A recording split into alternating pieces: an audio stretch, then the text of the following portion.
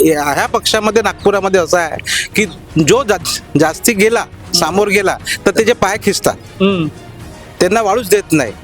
हे ह्या पक्षामध्ये खासियत आहे आणि ते नागपुरामध्ये. मी या पक्षामध्ये रुळण्याचा म्हणजे या पक्षामध्ये सगळ्यांसोबत मिसळण्याचा भरपूर प्रयत्न केला, भरपूर काम करण्याचा प्रयत्न केला, पण मला जशी हवी तशी संधी कधीच देण्यात नाही आली. मला साईडलाईन करण्यात आलं.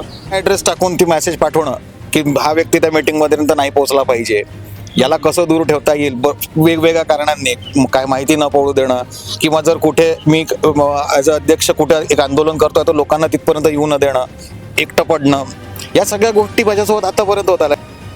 हा जो एक गट आहे हा का बरं हे अशी कुठली कुरगुडी का करत आहे, त्यांच्या मनात काय आहे, त्यांना पक्ष वाढू द्यायचा नाहीये का? जिल्ह्याचे अध्यक्ष जे होते त्यांच्यावरती दबाव टाकून, म्हणजे निवडणूक आहे दबाव टाकून त्यांचा राजीनामा घेण्यात आलेला.